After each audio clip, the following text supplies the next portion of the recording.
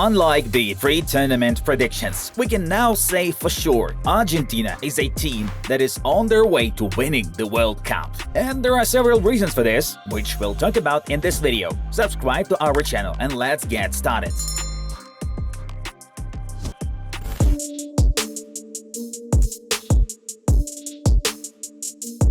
Even before the start of the World Cup, we and many others considered Argentina as one of the tournament favorites. There were enough reasons for that. They have a balanced team, Leo Messi is in the best possible game form, a perfectly suitable coach and sky-high motivation. Of course, after the failure in a very first match and defeat to Saudi Arabia, all these predictions seemed to be completely empty. However, Argentina were still able to overcome this blow, win the next two matches and qualify for the playoffs.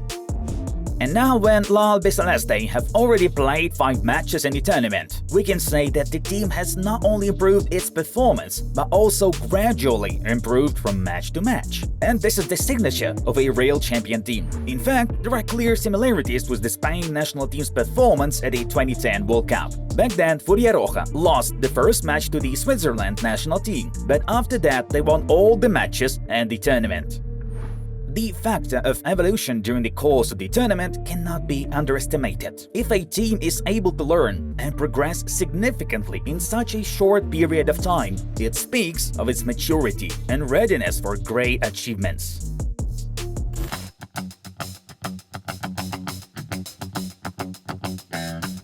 The evolution just mentioned is perfectly reflected in the way coach Lionel Scaloni manages the team during the World Cup. He has shown excellent reaction to mistakes and made 3 key tactical decisions during the tournament, each of which strengthened the team. The first is the formation change after the defeat against Saudi Arabia in match day 1. In this match, Scaloni decided to play in a 4-4-2 formation, although before that in 2022 he used it only in friendly matches. He probably decided that 2 players in the center of the field would be enough against the Arabs, and the 4-4-2 formation allowed more attacking players to be used. After Saudi Arabia beat La Albiceleste, Scaloni reverted to the classic 4-3-3. He added another player to the center of the field, who gave the necessary amount of work and relieved Leo Messi. Enzo Fernandez and Alexis McAllister came on in the starting lineup instead of the injured Di Maria and Paredes. It immediately paid off, and the 2 young players, along with De Paul, still cement the Albiceleste's midfield. The next decision that improved the Argentina national team game was the replacement of Lautaro Martinez for Julian Alvarez in the attack. Of course, Lautaro is largely to blame for this because he showed simply terrible conversion of moments. But in addition to that, Alvarez gave the team an additional advantage. Julian is able to fill the position on the wing of the attack and is ready to work hard in defense. This untied the hands of Leo Messi even more, who could now find himself in the center of attack more often and work even less in defense. The young Man City striker took on the dirty work. And finally, Scaloni shocked everyone when in the quarterfinal match against the Netherlands, he changed his tactics again and used the 3-5-2 formation. Not once this year has the team used this formation from the starting minutes, so it came as a surprise. First of all, to Van Gaal's men, who prepared for one thing and got a completely different one. So we applaud the tactical flexibility of Lionel Scaloni. As a result, probably the best team performance of the tournament from the Argentina national team and a natural advancement to the semifinals. Messi and company absolutely rightly ended up in the next round and could overcome the Netherlands without bringing the situation to a penalty shootout. Now let's see how the Argentinians dealt with Oranje in more detail.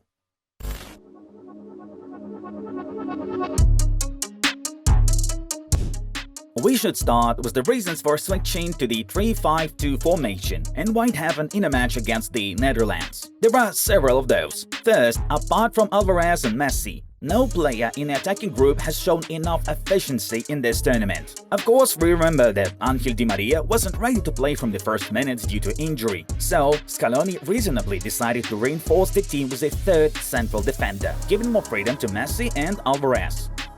Secondly, the Netherlands national team became the strongest opponent for Argentina in this tournament, based on the individual selection of performance. With all due respect, neither Saudi Arabia, nor Mexico, nor Poland, nor Australia can match Oranje in terms of quality. In addition, all of the Louis van Gaal's teams differ in tactical knowledge, so Scaloni's similar maneuver made sense.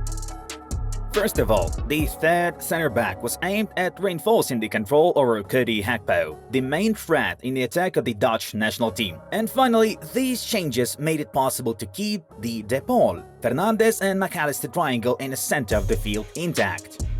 From the first minutes, Scaloni's plan began to work. We'll remind you that the Netherlands also played according to the formation of 3 center-backs, and in a situation when they had the ball, Alvarez and Messi blocked the left and right central defenders, and the players in the center of the field received a numerical advantage over Oranje.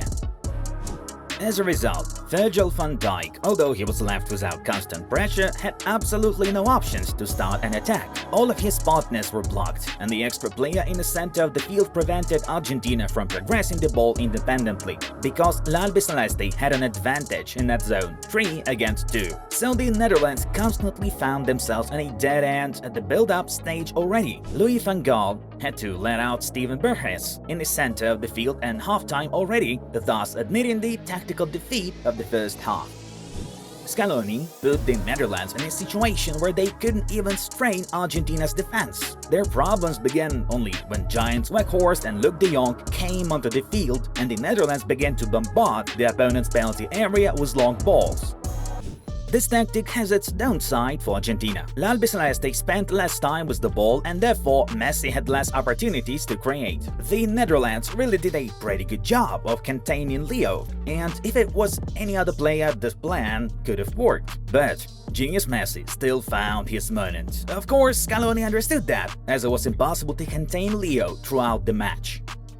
In the 34th minute, Messi got rid of Frankie de Jong, forcing Nathan Ake to rush to the 8. Leo saw that maneuver and made a brilliant pass to Molina in Ake's area, who was now free. As a result, 1-0. After the score was not in their favor, the Netherlands had to play more risky and the Messi factor worked differently there. Now, Oranje had a huge number of players marking Leo in defense and many of his partners were free in attack. Messi read such situations perfectly and passed the ball into free zones. The only part of the match when Scaloni tactically lost to Van Gaal was the end of the second half of regular time, when the Netherlands managed to equalize. Perhaps there was a mistake by the coach, who left the shortest center-backs Otamendi and Martinez on the pitch and removed Romero from the field, while the 2-meter-tall De Jong and Weghorst came on to the attack for Oranje. Given Scaloni's ability to learn from his own mistakes, there is no doubt that he will take this point into account in future matches.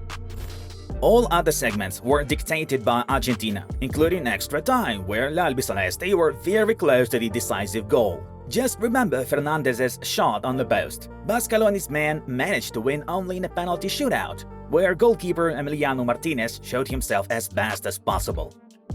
Overall, Argentina really impressed, and now we can say for sure that this team is ready to fight for victory in the tournament. The Argentinians used not only their skill to win but also external motivation. Before the match, Louis van Gaal said that the Netherlands were playing good football and would be favorites if the match went to a penalty shootout.